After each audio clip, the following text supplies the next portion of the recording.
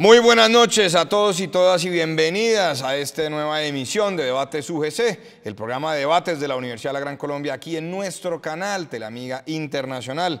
Hoy, martes 6 de noviembre, estamos muy pendientes de lo que pueda pasar en las elecciones, midterm elections en los Estados Unidos. Los demócratas parece que pueden lograr el control de la Cámara de Representantes y hay una pelea muy dura en el Senado. Recuerden, en los Estados Unidos, si el Partido Republicano sostiene los 50 asientos que ya tiene, quedarían con mayoría, puesto que el vicepresidente de los Estados Unidos es el que define el empate. Vamos a ver qué pasa de aquí a las 12 de la noche. Trump parece que está bastante asustado. Y nosotros también en Colombia, porque se radicó ante el Congreso de la República una ley de financiamiento. Voy a leer textualmente. Es la ley por la cual se expiden normas de financiamiento para el restablecimiento del equilibrio del presupuesto nacional y se dictan otras disposiciones. En una entrevista que concedió y que publica el diario El Tiempo el día de hoy a María Isabel Rueda, el exministro Roberto Junguito, insiste en que es una reforma tributaria, así termina llamándola él, a pesar de ser una ley de financiamiento, que está muy bien pensada, técnicamente viable, etc. Pues hoy tenemos un panel de lujo. Nos acompañan en primer lugar, y quiero dar la bienvenida por primera vez a este espacio, la concejal de Bogotá por el Partido Conservador, Gloria Díaz. Gloria, bienvenida a Debates UGC. Bueno, muy buenas noches, Santiago. Muy contenta de estar acá nuevamente en Teleamiga y sí, por primera vez en Debates UGC. Espero que no sea esta la única vez, sino que sigamos siendo muchas veces más que las mujeres participemos en este tipo de debates. Muy bien, y también nos acompaña la profesora de la Universidad Nacional, Edna Bonilla, tiene un doctorado en estudios políticos, es contadora pública. Edna, bienvenida también por primera vez a Debates UGC. Por primera vez, hoy las mujeres estamos por primera vez en este espacio, pues muchísimas gracias, Santiago, a mis compañeros de panel. Y pues bueno, vamos a hablar de un tema apasionante y que nos toca a todos, como es la reforma tributaria. Yo creo que el tema que le hayan puesto ley de financiamiento no es tan benévolo como se quisiera. Entonces, pues muchas gracias y de verdad que es muy grato estar en este espacio universitario además. Muy bien, nos acompaña una vez más, gran amigo de esta casa y representante de la Cámara por Bogotá y del Partido Conservador, nuestro gran amigo Juan Carlos Wills Ospina. Juan Carlos, bienvenido a Debates UGC. Gracias, Santiago, siempre muy contento de estar aquí. Cordial saludo a todos nuestros compañeros, al doctor Sergio, a mi copartidaria, la concejal Gloria, y a Edna. Cordial saludo, gracias. Y también nos acompaña una vez más aquí en Debates UGC, ya Sergio hace parte del activo de este canal. Sergio Fernández, analista política, politólogo, integrante y militante activo del Polo Democrático Alternativo. Sergio, bienvenido. Gracias, Santiago. Un saludo para los televidentes, para Edna, para la concejal, para Juan Carlos, para todos.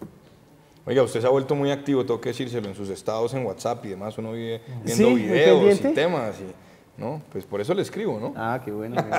Sí, ahí tratamos de opinar sobre muchas cosas. Bueno, muy bien. Bueno, este es el proyecto de ley de financiamiento.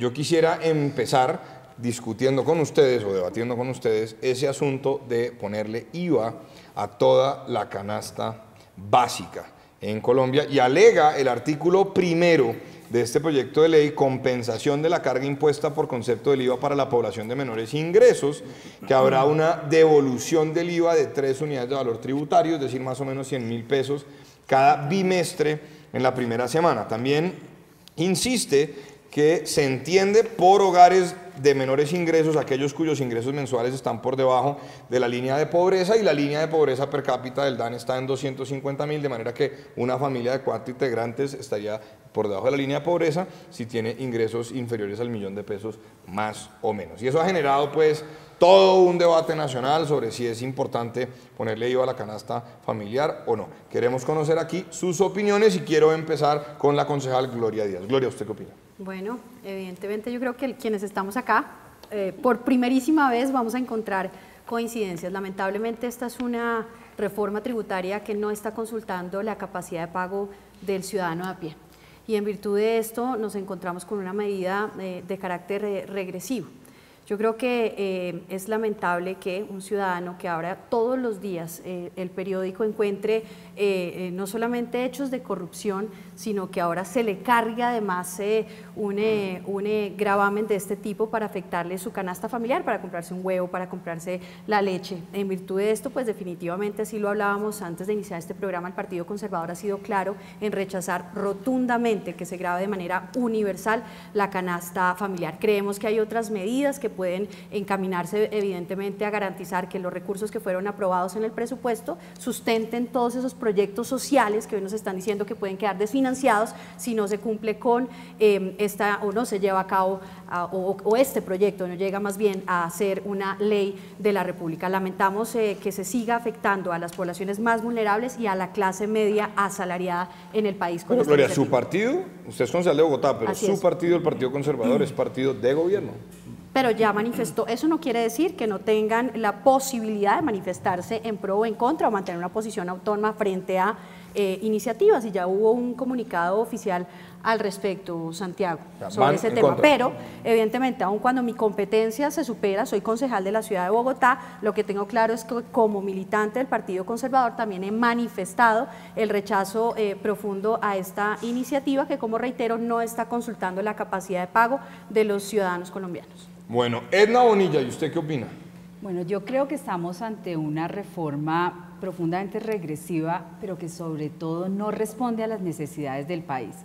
Nosotros llevamos 50 años, desde el 68, esperando la reforma tributaria estructural, la que nos han vendido en muchas ocasiones. Hoy nos la venden como una ley de financiamiento para cubrir un déficit presupuestal, porque digamos es la razón fundamental, hay un déficit, se quiere agilizar el trámite ante el Congreso, entonces la presentamos como una ley de financiamiento, pero en realidad lo que está haciendo es una reforma tributaria que busca recursos para los próximos 4 años, ni siquiera es una reforma que pueda garantizar la sostenibilidad financiera del país. ¿Qué sucede adicionalmente? Que esta es una reforma que efectivamente lo que hace es atacar las clases menos favorecidas y la clase media. En Colombia, aunque nuestra carga tributaria es muy baja frente a los estándares internacionales, los que más pagamos impuestos son la clase media y los pobres vía, por ejemplo, el IVA.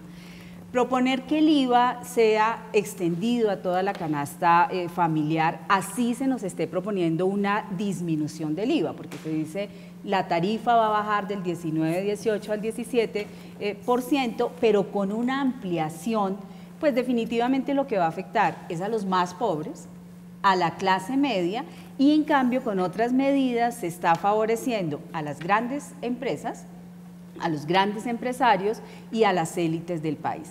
Entonces es realmente lamentable que se presente una propuesta de carácter tan regresivo para el país cuando realmente sería una oportunidad maravillosa para responder con una reforma tributaria mucho más estructural y mucho más progresiva para los colombianos. Dice el gobierno, Edna, antes de pasar con Juan Carlos, dice el gobierno que en efecto no es justo que los que más ganamos en este país estemos en última haciendo mercado con bienes de la canasta familiar exenta, y que entonces nos van a poner a los que tenemos unos salarios mejores o mejores salarios a pagar, y que entonces van a devolverle eso a la línea base de pobreza. ¿Qué opina de eso? De hecho, hay una discusión técnica entre si esto es una compensación, una devolución, o para muchos es más un subsidio. O sea, cuando se dice que se le va a pagar a las personas 51.000 pesos, no sabemos si realmente esos 51.000 pesos van a compensar el IVA que sobre todo los más pobres y las mujeres, aquí hago también un llamado, digamos, las mujeres somos las que más vamos a terminar pagando este impuesto por ser cabezas de familia, porque son las que más consumen lo que es la canasta básica, pues van a recibir en teoría ese subsidio de 51.000 pesos. Yo creo que como se está vendiendo en este momento es más un subsidio adicional que se estaría dando, es un subsidio más. Entonces, creo que la discusión de IVA también debe ir acompañada de otras discusiones que son las que requiere el país. Efectivamente, hay un elemento interesante de la reforma, digamos, no todo es malo, como efectivamente es el IVA, hay un elemento interesante en la progresividad en el impuesto de renta.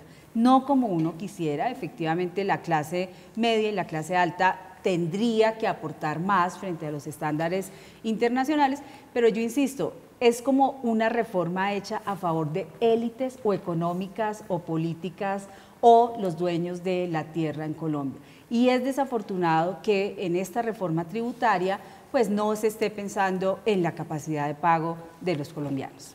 Muy bien, Juan Carlos Wills. A ver, Santiago, yo creo que aquí todos estamos de acuerdo en que esta iniciativa es antipopular y estamos en contra. Yo quiero hablar un poquito desde el tema más político. esta es la muestra clara de la falta de comunicación que hay del gobierno nacional con los demás partidos políticos. Esta es la muestra clara de que el partido que es de gobierno hoy, que es principal como Centro Democrático, después de una iniciativa como esta, sale a oponerse a esa iniciativa. Yo creo que el gobierno está dando unos pasos en falsos donde le está mostrando al país todo lo contrario. Menos impuestos, mejores ingresos era una de las propuestas de campaña del gobierno. Eran las vallas, ¿no? Las vallas, menos impuestos, mejores salarios. Y nosotros como Partido Conservador salimos a apoyar esas iniciativas. Hoy la muestra es que por detrás o por debajo de la mesa nos presentan una reforma tributaria, porque esto no es una ley de financiación, eso es una reforma tributaria y al país no se le puede engañar, esto es simple. Tenemos que decir que el gobierno no le está cumpliendo al país en sus promesas. Teniendo otras formas de financiación, yo sí, de eso sí estoy seguro, y es que el país tiene una situación económica grave, que hay que recaudar más dinero para poder cumplir con todos esos planes sociales que hay en el país.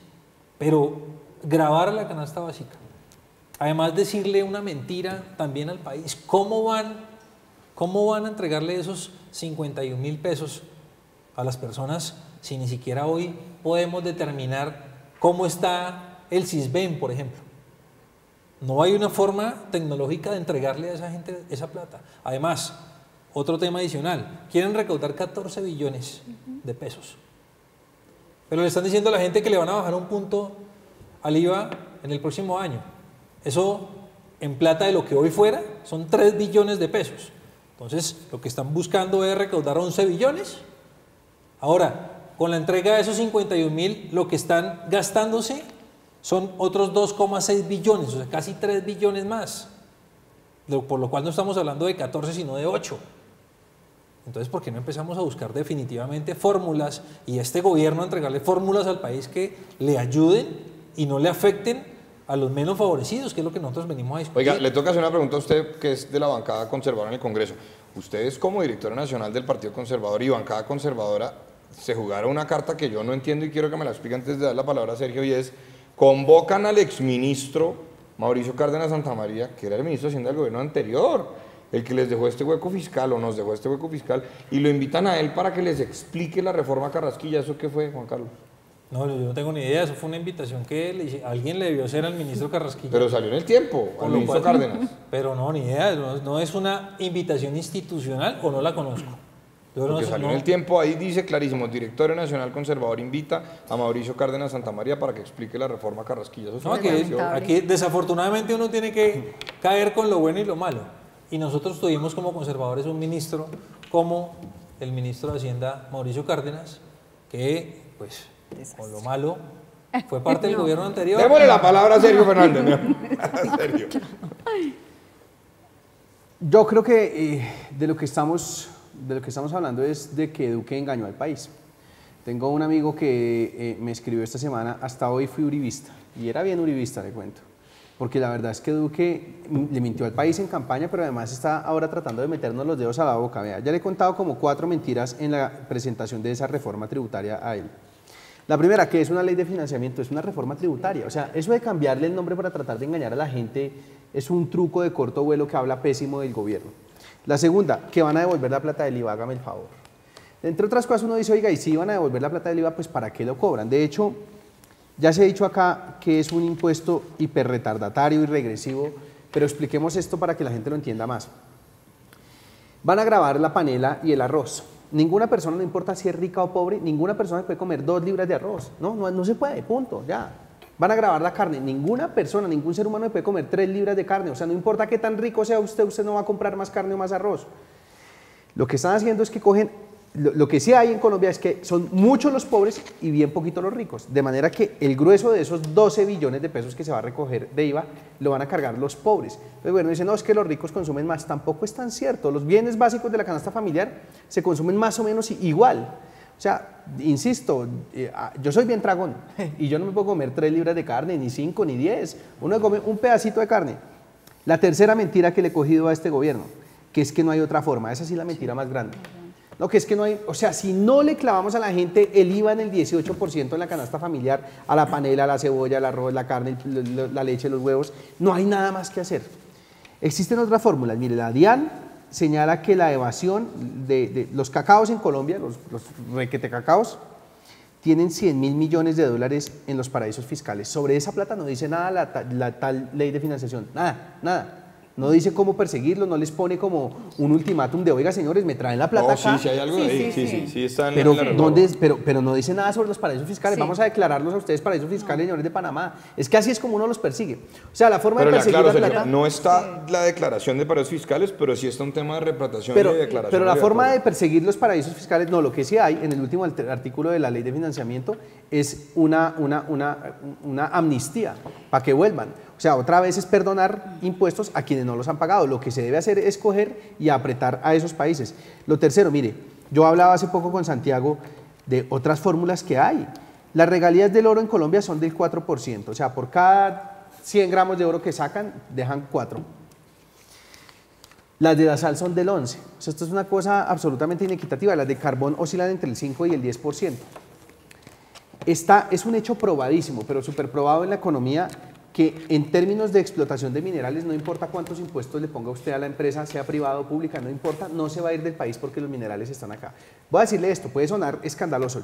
Si yo fuera presidente de Colombia, le subo las regalías del oro a las empresas del 5 al 30% y no se van, porque el oro está acá. No funciona como con una fábrica de camisetas que usted se puede ir y contratar a los trabajadores en otro país. No, el oro está acá. Entonces, y eso para no hablar de esmeraldas, eso para no hablar de otros temas, del níquel, del ferroníquel, del hierro. De manera que fuentes hay, y hay varias, pero termino con esto. También se ha dicho que es para buscar más equidad y entonces que los ricos paguen más. Bueno, y si, que es la gran mentira de esta reforma, y si lo que buscan es que los ricos paguen más, entonces ¿por qué le van a reducir la renta a las grandes empresas al 20%? O sea, les van a bajar los impuestos al 30%, perdón, sí, del 33 al 30%. ¿Por qué le van a bajar los impuestos a las empresas más grandes y se los van a subir a las clases medias de los sectores populares? Y cuando digo las clases medias, no solamente es el tema del IVA a la canasta familiar, también me preocupa mucho, por ejemplo, que pongan a pagar renta a los pensionados que reciben una pensión de 4.300.000 pesos, que eso no lo hace uno rico. 4.300.000 pesos no vuelve a nadie, a ninguna persona rica. Entonces, yo he venido criticando sistemáticamente el hecho de que... Pero en Colombia serían unos privilegiados. En Colombia, si usted gana más de 4 millones, ya es un privilegiado. Si usted come 3 veces al día en este país, usted es un rico. Pero lo cierto es que ninguna persona en ningún país del mundo debería pagar renta sobre el salario, porque la renta no se paga sobre el salario. La renta se debería pagar sobre el capital o sobre la tierra, no sobre el salario. De manera que, bueno, esto es un monumento a la inequidad lo que estamos viendo. Bueno, mire, dos temas que han tocado por ahí. Primero, y para aclararlo porque está así en el articulado de la ley de financiamiento, los que tendrían derecho a la devolución serían aquellas familias que están sobre la línea de pobreza, es decir, 1.100.000 de ingresos al mes. Luego, entonces, por ejemplo, un profesor de colegio, estatuto, decreto 278, escalafón, etcétera, se está ganando más o menos 1.800.000 pesos, no tiene derecho a devolución. Vamos por ahí, no tendría derecho a devolución. Bueno. También a los que más ganan por salario, pues ya no hay absolutamente ninguna exención en términos de salario, hay 0% deducible el tema de salario, va a gravar sobre lo que usted va a ganar, es decir, toda persona que se gane más de 21 millones de pesos va a tener que pagar más, luego tiene más retención en la fuente, etcétera, y eso está bien. Pero hay una pregunta sobre todo este particular y es, ¿ustedes no creen que el tema de las empresas sería válido en el sentido de que los trabajadores existen porque existen las empresas? Es decir, tampoco podría uno empezar, no sé qué opinan, a explotar a las empresas a punta de impuestos porque son las que están generando las fuentes de trabajo y menos ahora cuando los Estados Unidos bajó la tasa corporativa a 21%. ¿Qué opinan? Yo pienso que aquí no nos podemos prestar para ponernos unos en contra de otros. Las empresas cumplen con un papel muy importante en materia de productividad y le aportan a la economía en generación de empleo. En virtud de esto, yo veo como positivo que efectivamente esa disminución no al 20, sino al 30, del 33 al 30, pues que se venga. Aquí yo creo que la gran discusión que estamos dando es respecto a la universalización del IVA. Y yo sí quiero llamar la atención, por ejemplo, porque también hay que ver las bondades. En el articulado encontramos cómo se está visibilizando una situación crítica frente a las organizaciones sin ánimo de lucro. Por ejemplo, que hicieron negocios, por cierto, en Bogotá con convenios de asociación y se robaron absolutamente toda la plata. en la figura de cofinanciación. Entonces, digamos que hay seguramente algunas cosas que son buenas, que están impactando seguramente la evasión tributaria, porque sí tiene un alcance importante para conseguir que aquellos recursos que están por fuera sean realmente monitoreados y sobre eso se pueda grabar y seguramente lleguemos a garantizar que hayan los recursos que aporten a esos 14 billones de pesos. Pero yo sí creo que la gran discusión aquí está dada particularmente por el IVA que hoy se quiere imponer a todos los colombianos. Pero llamo la atención sobre un tema en puntual, Santiago, y es la dificultad que hoy tenemos en focalización para saber realmente quién es pobre y quién no. Y allí encontramos también, así no lo queramos reconocer, corrupción dentro del sistema. Lamentablemente el ciudadano que se hace pasar para poder obtener un subsidio, sabiendo que sus recursos, digamos, seguramente superan esa línea de pobreza que muy bien trae la ley. Entonces aquí es sentarnos también y ponernos la mano en el corazón y decir efectivamente quiénes son los que hoy están de verdad en una condición de vulnerabilidad. Entre otras cosas, hace un par de semanas lo discutíamos alrededor de la implementación de la nueva metodología del SISBEN 4 y de mirar cómo está, en el caso de Bogotá, esa vulnerabilidad. La Secretaría Social está haciendo esa tarea y se han encontrado unos fenómenos muy importantes que están haciendo, por ejemplo, que muchos ciudadanos adultos mayores que necesitaban un subsidio hoy estén por fuera y otros que tienen, digamos, una casa o unas condiciones mucho mejores, hoy estén en el SISBEN con unos niveles de calificación pues muy bajos. Entonces usted dice, ¿podrían terminar beneficiándose de la seguramente, seguramente. Y los costos pobreza? de administración que esto puede traer al devolverlo, porque seamos sinceros, o sea, cuando empiece el gobierno nacional, si esto fuera una ley de la República, mirar a quién va o cómo va, pues allí también van a haber unas asimetrías de información que van a terminar impactando las finanzas del país. Edna, me está viendo hablar, luego Sergio. Sí, creo que hay varios elementos que debemos introducir en la conversación. Primero, ¿por qué ley de financiamiento? ¿Sí? Sencillamente hay un presupuesto desfinanciado de 14 billones de pesos y entonces se utiliza el mecanismo jurídico y procedimental, sobre todo para el Congreso de la República, en donde puede ser mucho más ágil presentar una ley de financiamiento que una reforma tributaria, como es lo que en este momento estamos discutiendo. Entonces nosotros estamos ante una reforma tributaria que tiene un vestido que se llama ley de financiamiento solamente para agilizar el tema procedimental en el Congreso. Es decir, ahí ya hay una mentira, ahí ya hay algo que no parte bien. Segundo, ¿qué es lo que contiene esa ley de financiamiento? En su mayoría, en mi concepto, es regresivo, no es bueno para la sociedad, no es lo que requiere, lo que requerimos los colombianos. Tiene unos elementos interesantes, pero deja de lado otros elementos que son los sustantivos del sistema tributario. No se está, por ejemplo, tocando el tema de propiedad rural, de los impuestos al suelo, los dividendos, el impuesto a las remesas. Fuentes hay. ¿Qué es lo que sucede? Que sencillamente nos venden que la idea del IVA es por donde usted puede recaudar mucho más. Ahora, yo compartiendo casi todo con Sergio, hay unas cosas en las que difiero de su intervención. Primero, yo sí creo que los salarios tienen que pagar impuestos. Miremos cuál es el techo, el tope, el mínimo sobre el que se van a pagar impuestos y cómo los altos salarios también tienen que pagar impuestos. Al ingreso, no a la renta. Pero no claro, la renta. Pero fíjate que es que la forma como tú grabas ingreso es con el impuesto de renta. Es que es la forma universal para grabar el impuesto, para grabar el ingreso, es renta. Es el índice de capacidad de pago que me va a permitir a mí cobrar impuestos. Ahora, que en Colombia, cuando uno tiene 3 tipos de capacidad de pago, entonces cuando usted tiene, hay capital, hay consumo y hay el ingreso, salarios. ¿Qué es lo que sucede en Colombia? Que desgraciadamente el capital es el que menos paga, sí. Y eso es absurdo.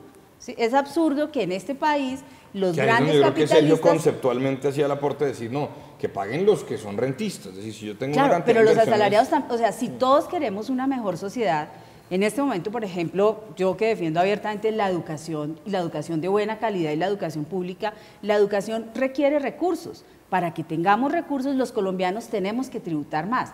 Yo en qué es lo que insisto, ¿quiénes somos los que estamos pagando impuestos? Realmente, clase media. Mire, estándares internacionales, cuando uno compara cuál es nuestra presión tributaria, la presión tributaria en Colombia es 14.3 sobre el PIB. Cuando usted le incluye subsidios, sube al 17 y cuando le mete territoriales sube al 19. Latinoamérica tributa el 22.3% del PIB. Los países OCDE, ahora que estamos tan de moda en la OCDE, que yo digo que le estamos bajando todos los promedios a la OCDE, tributa el 34% sobre el PIB. Países europeos tributan el 40%. Entonces nosotros tenemos que reconocer que Colombia no está tributando lo que debería tributar. Insisto, ¿qué es lo desafortunado? Que la carga tributaria recae sobre asalariados o sobre los más pobres. Pero venga, la interrumpo por una cosa y esos datos me llaman muchísimo la atención, los veníamos estudiando en la universidad y es, claro, evidentemente en otros países es a la inversa, las empresas usualmente aportan un 20, un 30% y son las personas naturales, sobre todo los que tienen una relación laboral formal, los que terminan aportando el 80, el 70% del recaudo tributario. Aquí está invertido. Claro, Santiago, pero ¿sabes qué es lo que pasa? Que, por ejemplo, los dividendos tienen impuesto. Aquí en Colombia, el que más, cuando usted tiene dividendos, y no precisamente los pobres son los que reciben dividendos, cuando usted recibe dividendos, usted paga únicamente el 10%. El resto de nosotros pagamos el 33%. Entonces se los pongo en términos muy sencillos. La secretaria de un gran accionista paga más impuesto que el dueño de la empresa. Eso no lo podemos aceptar en esta sociedad. Porque es que nos está pagando el 10%, es que estamos percibiendo solamente el 10% de los dividendos. Entonces yo digo, perfecto, bajémosle los impuestos a la empresa. Sí y solo sí, los dividendos tienen impuesto. Pero lo que no es presentable es lo que está en la reforma tributaria, en la que le bajamos el impuesto a las empresas. Hay empresas y hay sectores vergonzosos, hidrocarburos, carbón, reciben más de devoluciones por IVA y devoluciones por otros impuestos que lo que pagan de impuesto de renta. Eso es vergonzoso. 229 exenciones y tratamientos diferenciales tienen este tipo de empresas. El 30% del estatuto tributario son exenciones y tratamientos diferenciales. Pero si las quitamos, ¿no se van las empresas? Pero es que Natalia Moreno me decía el otro día aquí en ese mismo espacio que si se quitan, no se van. Pero mira, las dos, la penúltima y antepenúltima reforma tributaria, 2012 y 2014, además gobierno Santos, Cárdenas como ministro, ahora que lo estábamos recordando, cuando uno ve los considerandos de esas reformas es, vamos a bajar los impuestos porque vamos a mejorar la situación de empleo. Las dos motivaciones de esas reformas tributarias eran para mejorar el empleo. Eso no se vio. Entonces, ¿por qué estamos haciendo hoy esa repetición de ese error? Ya nos dimos cuenta que bajar los impuestos no está generando empleo. ¿Usted qué tiene que hacer? Mejorar la competitividad de otras formas. Las vías. ¿Sí? ¿Qué estamos haciendo nosotros? Venga, la voy a interrumpir, Edna, porque vamos a una pausa, pero les dejo una inquietud a todos. Actualización catastral en el sector rural. Conozco casos de personas que tienen, no sé, 10.000 hectáreas y terminan pagando menos impuestos que yo, que no tengo la primera, sino 73 metros en un apartamentico en Ibagué. Ya nos vamos a comerciales y volvemos aquí en Debate Subese.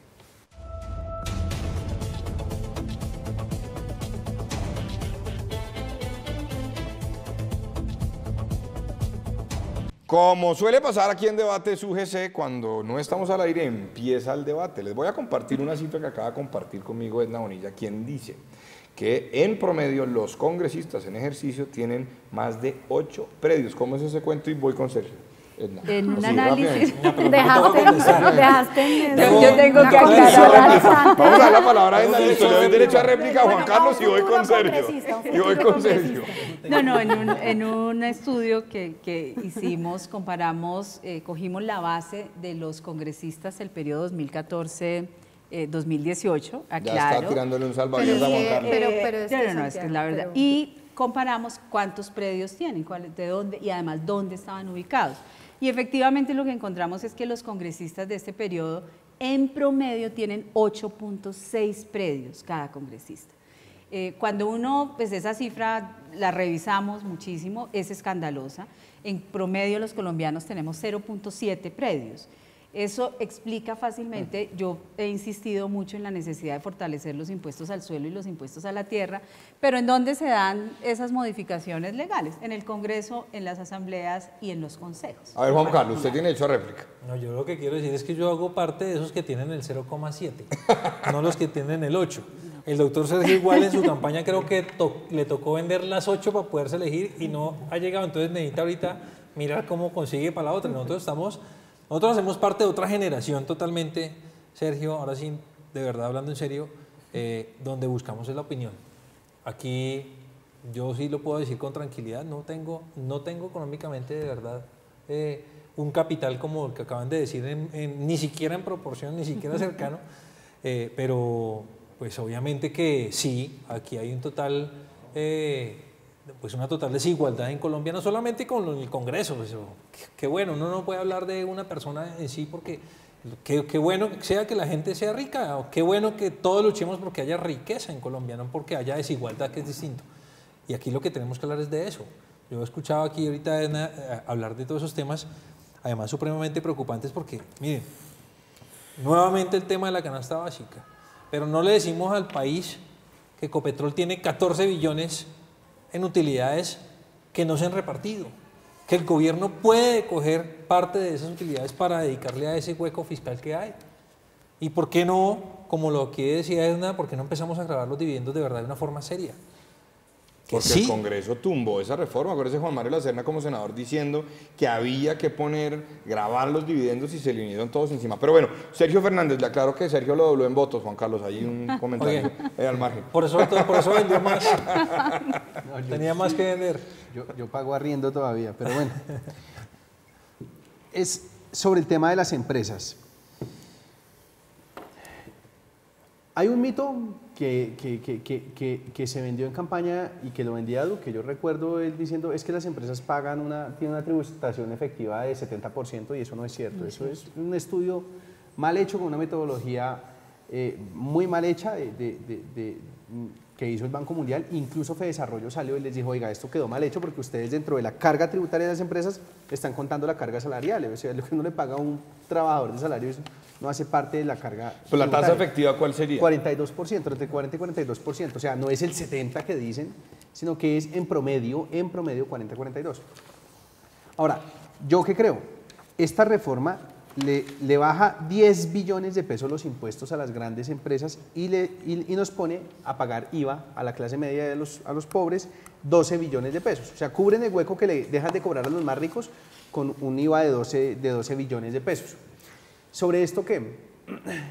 Yo también creo que a las empresas, sobre todo las pymes, las pequeñas y medianas, hay que bajar la carga. O sea, en eso sí estamos de acuerdo, porque además ahí se genera buena parte de los empleos. Entonces estamos de acuerdo todos en que a las pequeñas y medianas empresas habría que bajarles. Ahora, lo que pasa es que la progresividad de los impuestos también se tiene que traducir en la progresividad de los impuestos a las empresas. No es solamente que las empresas paguen más, las personas menos, las personas naturales con más plata paguen más, las personas con menos plata paguen menos, sino que también usted no le puede aplicar la misma tasa de renta a una empresa grande y a una pequeña. O sea, el señor Luis Carlos Sarmiento Angulo, según la revista Forbes, tiene 10.000 millones de dólares de riqueza personal. Usted no le puede poner a pagar a él la misma tasa de renta que paga una empresa mediana o pequeña, pues porque eso es regresivo. Más bien bájele harto los impuestos a la pequeña, a la mediana y al señor súbaselos. Ahorita Juan Carlos decía algo y es que los ricos sean ricos, eso le va bien al país. Yo tampoco me opongo a que alguien sea rico, pero les voy a preguntar esto a los televidentes. Hay un empresario en Colombia que le van a bajar los impuestos con esta reforma tributaria, se llama Carlos Slim, el dueño de América Móvil, Claro, Comcel, toda esta cosa. El señor, según la lista de Forbes, es como el 6º o 7º hombre más rico del mundo y tiene 53.000 millones de dólares. La pregunta es, ¿será que si el señor no tuviera 53.000 millones de dólares, sino 52.500, viviría muy triste, no podría dormir, lloraría todas las noches? ¿Será que si el señor Luis Carlos Sarmiento Angulo no tuviera 10.000 millones de dólares de riqueza personal, sino 9.500 y le cobráramos 500 en impuestos, ¿será que se le acaba el mundo al señor? O sea, eso que para él es quitarle un pelo a un gato, para los pobres sí no es quitarle un pelo a un gato que le suban a usted de 0 a 18% el IVA, para la panela, para el arroz, para la leche, la carne, los huevos y demás. Pero Sergio, le hago una pregunta sobre eso, porque ¿no cree usted que en últimas estos beneficios tributarios, exenciones, etcétera, es lo que motiva que estos capitales que hoy en día son internacionales, ya cotizan en bolsa, Slim es un gran empresario internacional, vengan a Colombia y si eso se quita, entonces se van a otro lado? Es una pregunta, ¿no? No se van. Por ejemplo, en el tema de telecomunicaciones está súper hiperprobado que no se pueden ir porque tiene una inversión unas inversiones fijas que no les permiten irse. En el tema de telecomunicaciones y en minería está súper probado en el mundo que usted les puede subir los impuestos y no se van, porque si se van pierden todo lo que han hecho. En minería se pueden subir, pero de verdad cuando digo que se puede subir es que se puede subir al cielo. Mire esto, yo hice un estudio sobre el government take, o sea, lo que se queda el Estado después de que se saca el petróleo en Colombia, en Arabia Saudí y en Venezuela. Arabia Saudí, que es una dictadura de ultraderecha, todo lo que usted quiera, tiene un government take cercano al 80%. O sea, estos señores le cobran durísimo en impuestos a las empresas petroleras allá. Eso no es Venezuela, no es el castrochavismo, no. ¿Y por qué las multinacionales que sacan el petróleo siguen estando allá? Pues porque es que el petróleo está ahí, no se pueden ir. Yo le estoy diciendo, si le subiéramos los impuestos a los señores que sacan oro, no se pueden ir porque es que el oro está acá. Este es el país con más esmeraldas en el mundo. Les podríamos subir los impuestos al 50, al 60% en regalías y no se van. Porque y hay mucha evasión en el sector. Porque es que las esmeraldas están aquí.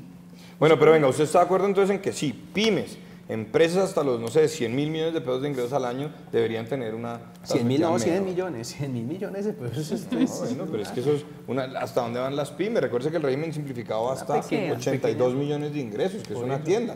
Pero una pequeña, una mediana empresa no crea que en ingresos 100 mil millones con un margen operativo de 3 es mucha plata. Bueno, eso tampoco... Toca mirar, pero lo cierto es que... Bueno, una pregunta que te... Pero mire, antes de que, para hacerle ahí también un aporte positivo al proyecto, porque hay un tema de emprendimiento que es valioso, que es el tema del emprendimiento rural, que son, digamos, nuevos proyectos donde les dicen que les van a eximir de impuestos por 10 años. Hay cosas buenas que hay que valorar del proyecto. Yo creo que es imposible que no salgamos con una reforma tributaria de aquí a diciembre porque la necesita el país en los próximos 2 años. Ahora el tema es el cómo. ¿Qué vamos a hacer? ¿Cómo vamos a recaudar esos recursos que necesita el país? ¿Cómo vamos a recaudar esos 14 billones que necesita este gobierno para cumplir con todos los planes sociales que tiene? Ese es el tema de verdad al cual toca discutirle, al cual toca proponerle al gobierno nacional para que lo haga de manera totalmente diferente, y lo que estoy seguro que vamos a oponernos al gobierno nacional, que es agravar la canasta básica familiar. Gloria y luego Edna. Yo creo que debemos ir más allá y esto tiene que ver con la evasión, cómo luchamos en contra de la evasión.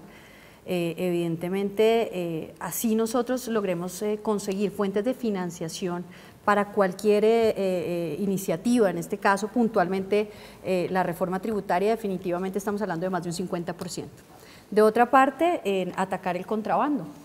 ¿Cómo logramos atacar ese contrabando? Y aquí, penas, y que realmente la ciudadanía sienta, y a eso me refiero, de que estamos diciéndoles la verdad, porque es que ese ejemplo muy pintoresco es que, mire, es que los congresistas tienen esto y lo otro, pues porque ¿cómo no le va a doler al colombiano de a pie?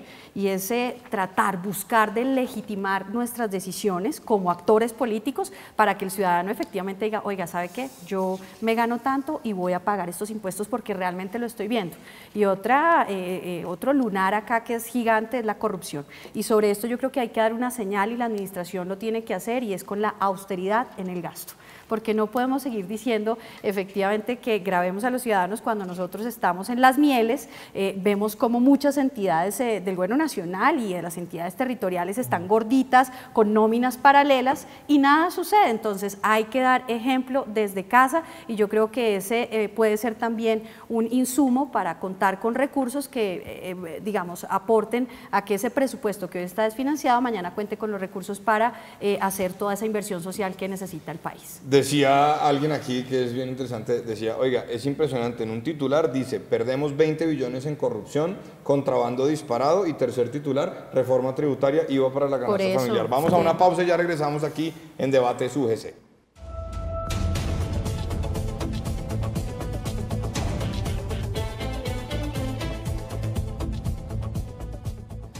Estamos de regreso aquí en Debate UGC hablando sobre la ley de financiamiento, que como decía la profesora Edna Bonilla, pues en últimas es una reforma tributaria con piel de ley de financiamiento. Edna, usted va a compartir con nosotros unas cifras. Sí, unos datos que me parece importante para complementar la discusión.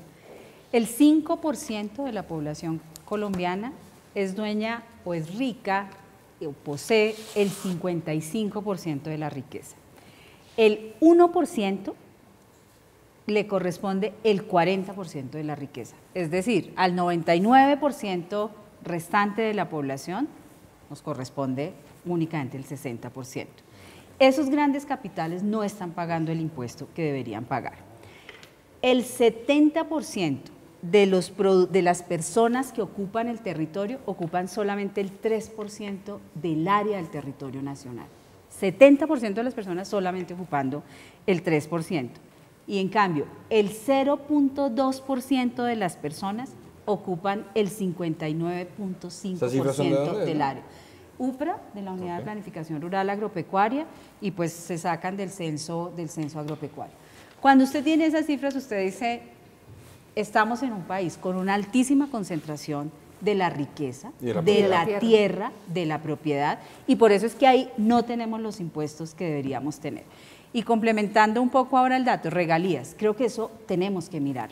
Del 100% de las regalías, el 92% se generan en Ecopetrol. Es decir, solamente el 8% del total de las regalías lo tienen las otras empresas. Ahí está pasando algo. Ahí está pasando algo, y entonces a mí un poco lo que me molesta es cuando nos dicen que no hay de dónde sacar plata. Sí hay de dónde sacar recursos. El problema es el interés que se tenga para eso. Bueno, voy a hacerles una pregunta a todos y todas nuestras invitadas, y es la siguiente.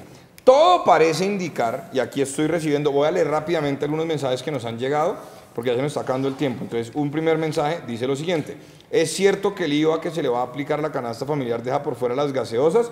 No, no es cierto. Acabamos de revisar la tabla de bienes exentos, no están las gaseosas. Segundo, muy preocupante para los padres de familia, si además de tener recargos en la canasta familiar, también lo tenemos en los útiles escolares. Es verdad, libros, útiles escolares, todos quedarían grabados con IVA en esta reforma. Otro televidente, Jonathan Delgado, dice: ¿por qué no mejor se desmonta la JEP? Ahí les dejo la pregunta para que todos lo opinen. ¿Por qué no mejor se desmonta la JEP y el acuerdo, y con eso se ahorran unos recursos? Y otro dice, una pregunta: como alternativa a buscar nuevas fuentes de financiación, ¿estarían de acuerdo en apoyar la legalización de drogas suaves como la marihuana y que estas sean grabadas por el Estado? Bueno, yo creo que ya con el decreto que firmó el presidente Duque es claro que el gobierno no estaría de acuerdo con eso. Pero bueno, todo parece indicar que esta ley de financiamiento, a.k.a. reforma tributaria, no va a pasar en el Congreso. Pero también es cierto que tenemos que buscar 14 billones de pesos para financiar el presupuesto que ya aprobó el Congreso. Entonces, Sergio, ¿usted qué propone para buscar esos 14 billones si se cae esta ley de financiamiento? Aumentar el impuesto de renta a las empresas grandes de este país, disminuirlo a las medianas y más a las pequeñas. Segundo, poner impuestos a los dividendos. Tercero, aumentar las regalías. Edna decía algo está pasando con las regalías. ¿Saben qué está pasando? Lo denunció el senador Robledo en uno de sus debates sobre el tema de las regalías, que el Estado les cree de buena fe.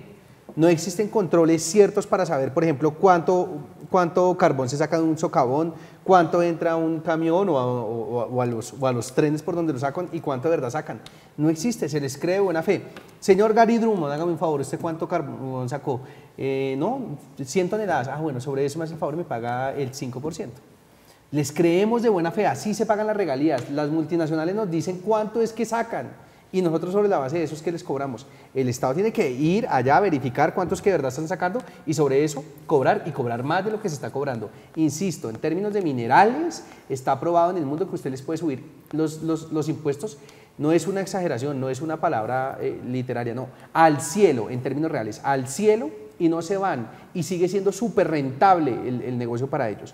Y tercero, persigamos a los evasores, a los carrasquillas que tienen empresas en Panamá para evadir impuestos. Persigámoslos. Hay 100.000 millones de dólares en paraísos fiscales como Panamá, donde los más ricos de este país tienen su plata guardada. Ninguno de los televidentes, ninguno de los que está acá sentado en esta mesa seguramente tienen tanta plata como para tener que esconderlas en Panamá. O sea, los que tienen que esconder la plata en Panamá o en Vancouver o quién sabe dónde, son los que tienen mucho, pero mucho billete, tanto que, insisto, según la DIAN suma 100.000 millones de dólares.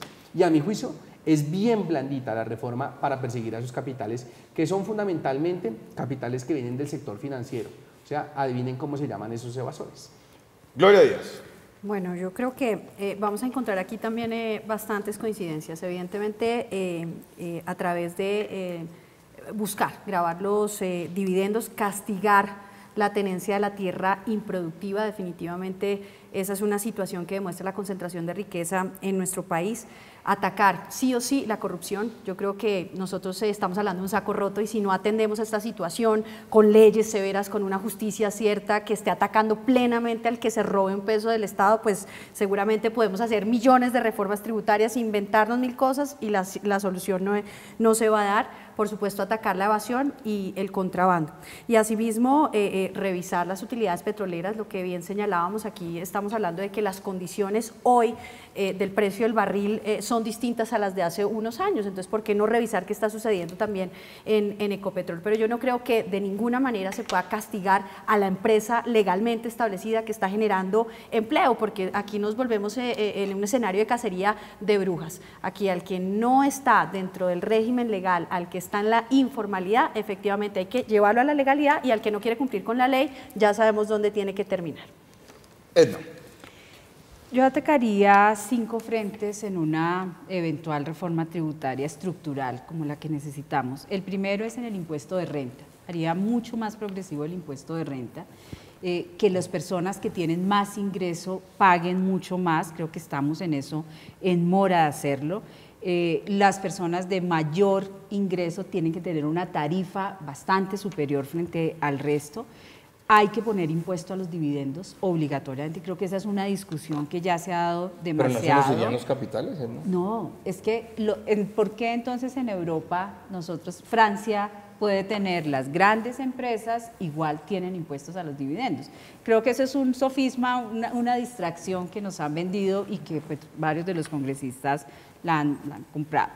Lo otro que yo haría es revivir el impuesto a las remesas. Colombia tenía impuesto a las remesas desde 2007. En el 2007 desapareció y creo que se podría implementar.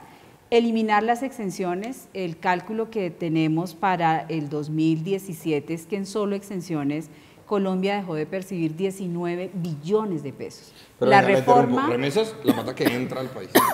Claro, podemos grabar, digamos, ¿no le parece absurdo, una pregunta, ¿no le parece como absurdo grabar la plata que va a entrar a la economía cuando estamos creciendo por debajo del 3? Pero es que no tenemos impuestos cuando nosotros sacamos los dividendos, por ejemplo, cuando sacamos los recursos, no hay impuestos. O sea, yo insisto, los grandes capitales no están pagando los impuestos. Entonces, cuando el dinero sale del país, lo tenemos sin impuestos.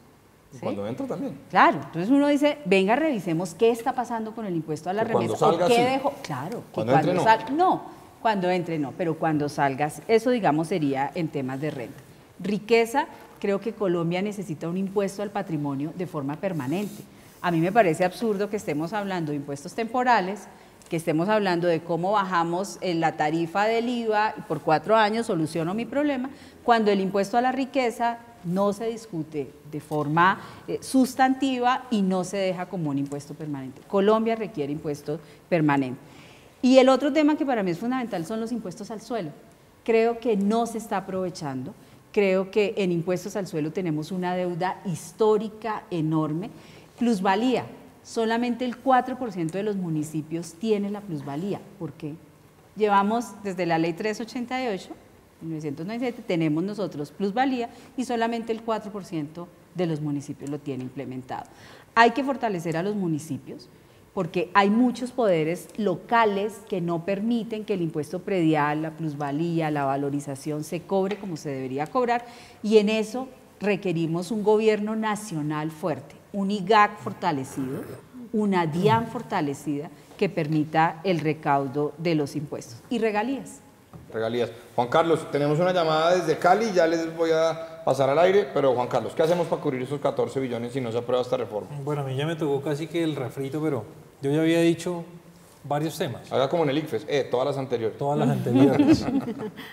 No, vea, no hablamos aquí el tema y lo puse yo al comienzo, que fue la propuesta de la rebaja de 1 punto el próximo año y de 2 puntos, es decir, al 18 y luego al 17, que eso le representa solamente bajarlo 1 punto son 3 billones. Es decir, le vamos a bajar el 17 al que quiso irse a comprar el reloj de moda, le vamos a bajar el 17 al que quiso irse a comprar las gafas de moda, que representa 3 billones de pesos. ¿Sí? Y, pues por supuesto, en el 2020 van a ser 6 billones, lo cual de ahí se puede reducir mucho recurso. Le repito otra vez el tema de la devolución del IVA, pues son casi 3 billones de pesos. Totalmente de acuerdo con el tema de los dividendos. Yo no creo que una empresa se vaya a desestimular por invertir en Colombia con que le incrementen algo los dividendos. Porque es que son muy bajitos el impuesto a los dividendos son muy bajitos en Colombia. Yo sí creo que se pueden incrementar, y más que todo el sector financiero, que es el que se ha aprovechado de la política económica de este país. ¿Por qué no empezamos a mirar qué hacemos con ese sector financiero del cual se pueden recoger varios recursos? Lo mismo el tema de Ecopetrol, que lo acabo de decir, son 14 billones de pesos que hay en utilidades que el gobierno nacional puede recoger recursos. Y no hablamos de un tema que me hubiera encantado hablar, que es el tema de los pensionados, que si bien es cierto, hay un monto de 4.800.000 por el cual les van a empezar a grabar el 19%, yo creo que ya los pensionados no podemos seguir dándoles castigo y castigo y castigo cada vez más, y ahora grabándoles por más el 4% que sea, pero hay que representar también, hay que entender la política del pensionado, que es que tiene un derecho adquirido y no podemos seguir quitándoles los recursos a los Bueno, una llamada desde Cali. Buenas noches, bienvenido a Debates UGC. Buenas noches, te habla Antonio Cuevas. ¿Qué tal, Antonio? Bienvenido. Su aporte para nuestro programa. He estado muy atento en el debate, ha sido magnífico. Me parece que la posición de todos ustedes es unánime. Yo estoy perfectamente de acuerdo con todo ese análisis. Agrego una cuestión fundamental. Me parece que los que eligen los gobernantes merecen esos gobernantes. No se justifica que estemos eligiendo presidentes que primero ofrecen unas cosas dentro de la equidad y toda esa cuestión, y cuando ya están allá en la presidencia, ocurre lo que está ocurriendo. No acaba de destruir ya el señor Duque la presidencia, y mire lo que está pasando. Es una reforma tributaria muy miserable, muy atentable contra todos los ciudadanos colombianos, contra la clase media, y además de eso, seguimos siendo pues el ejemplo de la corrupción más tenaz en este país, desde el Congreso mismo. Toda esa plata que pretenden recibir posiblemente llegue luego al fondo de la corrupción, entonces no estamos haciendo realmente nada positivo al respecto, por el contrario estamos pues acabando de fregar a toda la población colombiana y sobre todo a la clase media que sigue sosteniendo este país. Muchas gracias, Antonio, por su participación. También leo un mensaje que nos llega de Joana. No es más viable castigar a los corruptos para que devuelvan la plata que tienen en sus cuentas bancarias ellos y sus familiares, dice un segundo mensaje. Bueno, también puede ser válido. Pues esto es toda la discusión que hay. Bueno, no es toda, hay mucha más discusión sobre la ley de financiamiento. Todo parece indicar que se va a caer. Le pregunto, Sergio, ¿se cae o pasa la reforma? Van a coger el 21 de diciembre en medio de sesiones extras, cuando el país esté en modo Navidad, natilla y demás, de espaldas al país de manera morronga, este gobierno va a hacer aprobar con sus mayorías. Usted dice se aprueba. Gloria, ¿se aprueba o no se aprueba? Yo hoy no la veo. Edna, ¿se aprueba o no se aprueba? Se aprueba y no es la que necesita el país. ¿Pero se aprueba esta? Esta esperaría que no. Juan Carlos, tengo que preguntarle a usted, porque es el único congresista de esta mesa, y usted hace parte de un partido que es el que en últimas va a poder decidir, porque son 14 senadores y 21 representantes a la Cámara. Acaba de escuchar usted dos personas que están diciendo se va a aprobar. ¿Usted cree que se aprueba? Yo lo que creo es que no se aprueba el IVA a la canasta básica familiar, que creo que es algo en donde estamos todos los partidos sintonizados, empezando por el Partido Conservador. Sí creo que el país tiene un hueco fiscal muy grande y necesita unos recursos, por lo cual están las propuestas que se plantearon hoy en la mesa, y esas yo creo que son las que tienen que empezar a hacer el debate en el Congreso de la República, y si es así, pues tendrá que pasar. Otra pregunta rápida, Sergio. ¿Afectó esto la imagen del presidente Duque? Uy, pero por supuesto, sí, está caído. Me puse a examinar cómo le fue a Santos durante el primer gobierno. 2010. Y duró más o menos 1 año y medio hasta que comenzó los diálogos de paz para que la desfavorabilidad de Santos cayera a menos del 50%.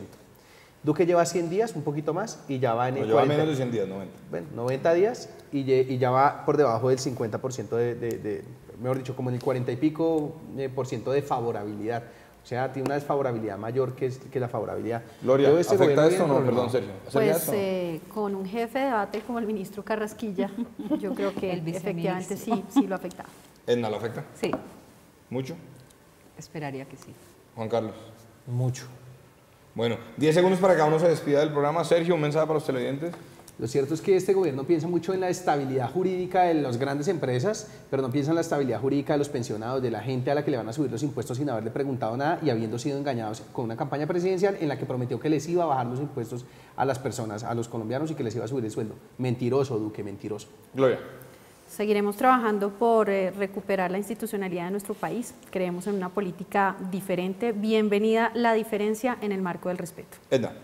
Pues muchas gracias primero por la invitación, muy rico el debate y creo que como sociedad tenemos la obligación de exigir la reforma tributaria que requiere el país. Los impuestos son políticos, los impuestos nos tocan a todos los ciudadanos, los colombianos, y la responsabilidad de construir la sociedad es nuestra, no es solo de los políticos. Juan Carlos. Gracias, Santiago. Yo quiero hacer aquí una defensa al Congreso y por supuesto a la bancada conservadora. A los televidentes que estén tranquilos que van a tener una bancada que se opondrá rotundamente a este IVA a la canasta básica familiar y buscaremos la forma de decirle al gobierno cómo encontrar otras fórmulas distintas de financiación.